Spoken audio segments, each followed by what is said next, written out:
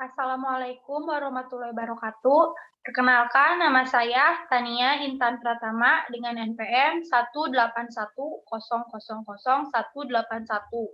Kelas B, dosen Ibu Tuti Rastuti SHMH, mata kuliah Perbandingan Hukum Perdata. Nah, di sini saya akan mempresentasikan perbandingan dari 3 buku mengenai perbandingan hukum perdata.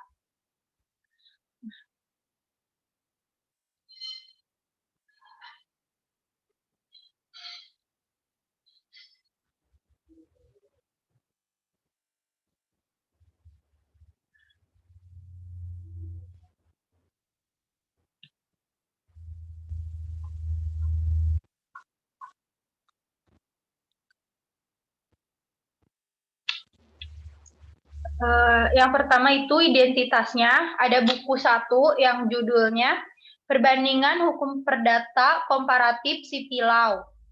Dengan penulisnya Dr. Haji Salim dan Erlis Septiana SHLLM. Penerbitnya Raja Wali Pers, tahun terbit 2014, tahun tebal buku 346 halaman. Buku yang kedua, Perbandingan Hukum Perdata dengan penulisnya R. Suroso SH. Tebal buku 204 halaman, penerbitnya Sinar Grafika, tahun terbit 2018. Judul buku yang ketiga, Kapita Selekta Perbandingan Hukum. Penulisnya Profesor Sunaryati, penerbitnya PT Citra Aditya Bakti, cetakan ke-8 tahun 1991, tebal buku 144 halaman. Nah, perbandingan yang pertama kita dapat lihat dari pengertian perbandingan hukum perdata.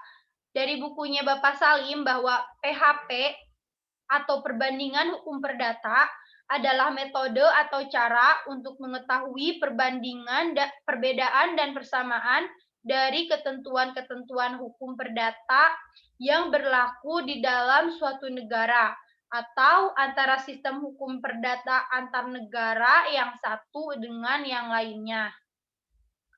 Nah, dari bukunya Bapak Suroso bahwa perbandingan hukum adalah suatu ilmu untuk mengetahui jiwa serta pandangan hidup bangsa lain termasuk hukumnya. Dengan saling mengetahui hukumnya, sengketa dan kesalahpahaman dapat dihindari, bahkan dapat untuk mencapai perdamaian dunia dengan tujuan tidak semata-mata untuk mengetahui perbedaan dan persamaan saja, tetapi jauh lebih dari itu ialah untuk mengetahui sebab dan faktor yang mempengaruhi persamaan dan perbedaan daripada sistem hukum yang diperbandingkan. Sedangkan dari bukunya Ibu Sunaryati bahwa perbandingan hukum adalah suatu metode penyelidikan, bukan suatu cabang ilmu hukum, sebagaimana menjadi anggapan sementara orang. Dengan membanding-bandingkan itu, maka kita dapat menemukan unsur-unsur persamaan, tetapi juga perbedaan-perbedaan dari kedua sistem hukum itu. Perbandingan hukum itu dapat dilakukan baik di bidang hukum perdata maupun di bidang hukum publik. Perbandingan yang kedua dapat kita lihat dari manfaat mempelajari perbandingan hukum perdata. Dari bukunya Bapak Salim, ada manfaat praktis, termasuk untuk kepentingan pemesanan undang-undang yang membantu dalam membentuk undang-undang baru, persiapan dalam menyusun undang-undang yang seragam, dan menyelidiki pendahuluan pada resepsi atau penerimaan pemberitahuan undangan asing. Nah, sedangkan manfaat teoritisnya merupakan manfaat, faedah, atau keuntungan yang berhubungan dengan perkembangan teori, seperti penting dalam kerangka pengembangan mata kuliah perbandingan hukum perdata itu sendiri. Penting dalam kerangka proses pembelajaran dalam mata kuliah perbandingan hukum perdata, karena selama ini yang dibandingkan hanya yang ada di Indonesia saja. Penting dalam rangka menganalisis perbedaan dan persamaan hukum kontrak dan hukum perkawinan yang berlaku di negara lain. Sedangkan di bukunya Bapak Suroso bahwa Manfaat praktiknya dapat membantu dalam rangka pembentukan hukum nasional, di samping mempunyai peranan penting dalam membantu pembentukan hukum nasional seluas-luasnya. Lalu kebutuhan teoritisnya dihubungkan dengan kebutuhan ilmiah, maka perbandingan hukum menunjukkan titik persamaan dengan titik yang sama, menunjukkan bahwa masalah yang dapat mencapai penyelesaian yang berbeda, kadang-kadang masyarakat yang berbeda dan berjauhan dapat menyelesaikan kebutuhan yang sama dengan cara yang sama. Nah, sedangkan di bidang internasional, membantu pembuatan perjanjian-perjanjian internasional dan perjanjian-perjanjian di bidang hukum perdata internasional dapat menghindari persengketaan dari kesalahpahaman internasional. Nah, di bukunya Ibu Sunaryati, bahwa perbandingan hukum adalah untuk membantu pembentukan hukum nasional dalam arti seluas-luasnya, seperti perbandingan hukum dalam rangka pembangunan hukum secara berencana, perbandingan hukum bagi praktek dan pembinaan hukum, perbandingan hukum dan perencanaan hukum atau legal planning. Nah, perbandingan yang ketiga dapat kita lihat dari apakah perbandingan hukum perdata sebagai ilmu atau metode. Dari bukunya Bapak Salim bahwa perbandingan hukum perdata dalam buku ini dikatakan sebagai metode karena merupakan cara atau yang disebut jalan, aturan, atau sistem untuk melakukan sesuatu. Karena fokus kajian dari definisi yang terdapat dalam buku ini meliputi adanya metode, perbedaan, dan persamaan, adanya sistem hukum perdata, dan ruang lingkup kajiannya. Sedangkan di bukunya Bapak Suroso, berbagai sarjana hukum menganggap perbandingan hukum sebagai ilmu atau cabang ilmu yang berdiri sendiri. Mereka meninjau dari segi ilmu hukum yang meliputi perbandingan cabang ilmu pengetahuan hukum, termasuk perbandingan hukum di dalamnya. Nah, di bukunya Ibu Sunaryati, dalam buku Sunaryati, maksud metode yang dipakai adalah membanding-bandingkan salah satu lembaga hukum dari sistem hukum yang satu dengan lembaga hukum yang lainnya yang kurang mempunyai kesamaan. Dengan membanding-bandingkan kedua lembaga atau sistem hukum itu ditemukan unsur-unsur yang berbeda. Nah, perbandingan yang keempat dapat kita lihat dari ruang lingkup perbandingan hukum perdata.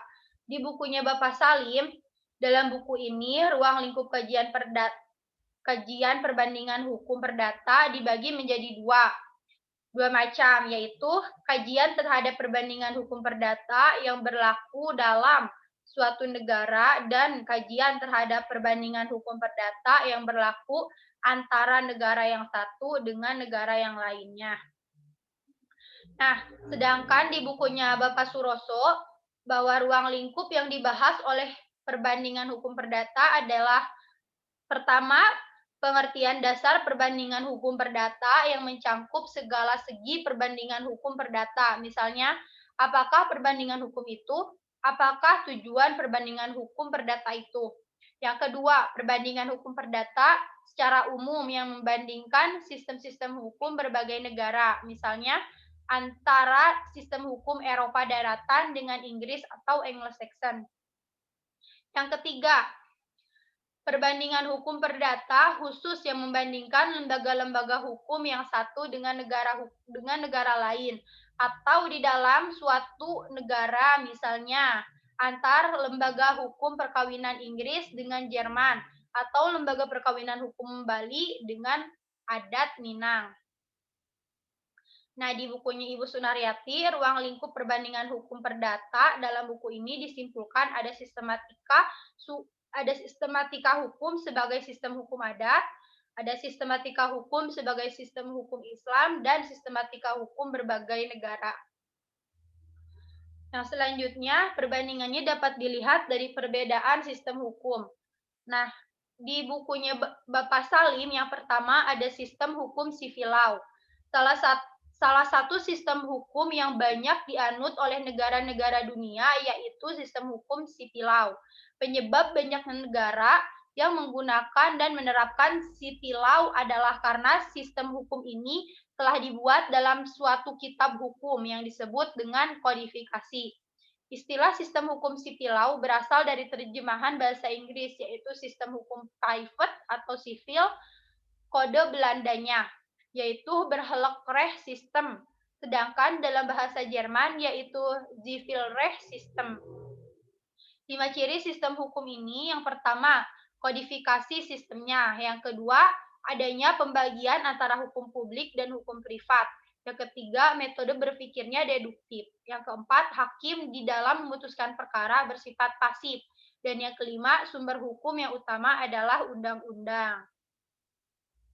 Yang kedua, ada sistem hukum common law, merupakan suatu sistem hukum yang berbasis perkara yang berfungsi sebagai penalaran logis. Karakteristiknya hukum yang paling dominan diciptakan oleh keputusan pengadilan, sementara struktur konseptualnya kurang mendapatkan perhatian, dan pengadilan diberi tugas utama dalam menciptakan hukum. Negara-negara yang menganut common law adalah Inggris, Amerika Serikat, Kanada, Australia, dan Selandia Baru. Selanjutnya ada sistem hukum sosialis. Hukum sosialis merupakan sistem hukum dari pemerintahannya secara resmi memandang negara tersebut sebagai sosialis atau sedang bergerak dari kapitalisme menuju sosialisme dan menganggap sebuah masyarakat komunistik sebagai puncak. Negara-negara yang menganut sistem hukum sosialis meliputi Rusia, China, Polandia, Bulgaria, Laos, Kamboja, dan sebagainya. Sedangkan di bukunya Bapak Suroso, perbedaan sistem hukum itu ada yang pertama, keluarga hukum Romawi Jermania. Bisa disebut juga Eropa kontinental, di mana asal mulanya sistem ini dari kodifikasi hukum yang berlaku di Romawi. Pada hakikatnya, yang dimaksud dengan hukum adalah apa yang berhubungan sebagai hukum privat, yaitu hukum yang mengatur tingkah laku manusia yang kemudian tumbuh dalam bidang hukum baru berdasarkan hukum privat. Sejarah perkembangannya, hukum Romawi Jerman ini mulai tumbuh di daratan Eropa sejak abad 12 yang dikembangkan oleh kalangan universitas di Jerman sebagai usaha bersama yang didasarkan pada Corpus Juris dari Kaisar Justinus. Yang menjadi sumber hukum utama adalah undang-undang yang dibentuk oleh pemegang legislatif. Yang kedua, ada keluarga hukum common law. Ruang lingkupnya yang termasuk dalam ruang lingkup common law adalah hukum Inggris dan hukum nasional negara-negara yang berkembangnya hukum yang meniru hukum Inggris. Nah, ciri-cirinya keluarga hukum common law ini adalah menyelesaikan persengketaan antara individu, sedangkan keluarga hukum Jerman ia memberikan pengertian secara umum. Pada hakikatnya, yang bertugas menyelesaikan perselisihan individu, kegiatan pokok sarjana common law mencari jalan keluar untuk mengembalikan serta mempertahankan keadaan damai pada masyarakat dan bukan memberi dasar moral pada masyarakat. Sumber hukumnya yaitu putusan hakim atau putusan pengadilan, kebiasaan, peraturan tertulis, dan peraturan administrasi negara. Sumber hukum ini tidak tersusun secara sistematis dan hierarki tertentu. Fungsi hakim tidak hanya sebagai pihak yang bertugas menerapkan dan menafsirkan peraturan hukum saja. Peranan hakim sangat besar, yaitu membentuk seluruh tata kehidupan masyarakat. Yang ketiga, ada keluarga hukum sosialis. Ruang lingkup yang termasuk dalam keluarga hukum sosialis adalah negara-negara yang sistem hukumnya menganut ajaran sosialisme, seperti yang dianut negara Uni Soviet, sekarang adalah Rusia. Ciri-cirinya adalah kolektivisme mutlak, alat produksi di tangan negara, sehingga hubungan antar individu berkurang. Ilmu pengetahuan di bidang perdata menjadi minim. Semua menjadi hukum publik karena diutamakan adalah kepentingan umum dan negara. Nah, sejarah perkembangannya, keluarga hukum sosialis ini berasal dari hukum Uni Soviet yang dikembangkan sejak bergulirnya pemerintahan kekaisaran pada Revolusi Rusia. Kemudian sistem hukum tersebut meluas ke Eropa dan Asia. Nah, yang keempat ada keluarga hukum agama. Ciri-cirinya adalah mengatur hubungan antara manusia berdasarkan ajaran agama. Luasnya pengaruh hukum agama ini mengenai hukum-hukum tertentu diserahkan kepada hukum agama seperti hukum perkawinan, hukum perorangan, hukum keluarga, dan hukum waris. Nah, sedangkan dari bukunya Ibu Sunaryati, yang pertama ada hukum Eropa kontinental, khususnya dalam hukum Belanda dan Prancis. Walaupun Eropa kontinental itu terdiri dari beberapa negara dan masing-masing mempunyai sistem hukum yang tersendiri, di antara sistem-sistem hukum tersebut ada persamaannya. Hukum Belanda dan hukum Prancis itu ada hubungan dengan hukum positif di Indonesia dan Belanda. Terdapat pertautan sejarah sebagai akibat penjajahan Belanda, maka hukum kita sedikit banyak terpengaruh oleh hukum Belanda. Juga meskipun kita mempunyai hukum yang khas Indonesia, yaitu hukum adat. Yang kedua ada hukum di Inggris. Corak hukum di Inggris akan berbeda dengan corak hukum di Eropa kontinental karena adanya perbedaan pola kebudayaan. Kebudayaan ini Inggris ini sendiri dari masa ke masa hukumnya akan berbeda karena terjadinya perubahan-perubahan pemikiran manusia Inggris dan sejarahnya. Yang ketiga ada hukum adat, ialah bagian daripada hukum Indonesia yang tumbuh dan terjadi sebagai akibat pola kebudayaan dan kebutuhan-kebutuhan masyarakat hukum adat. Perbedaan selanjutnya dilihat dari catatan sipil. Nah, di bukunya Bapak Salim bahwa catatan sipil mempunyai peranan yang sangat penting dalam kehidupan berbangsa dan bernegara.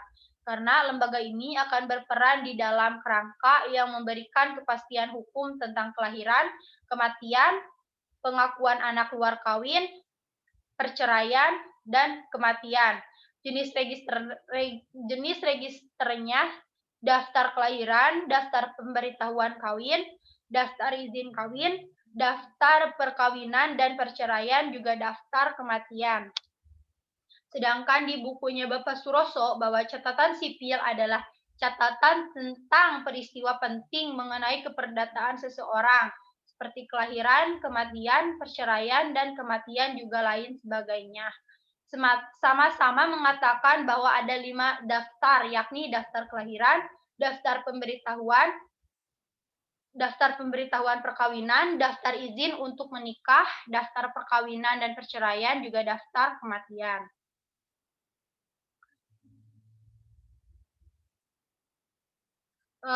Sekian presentasi yang dapat saya sampaikan.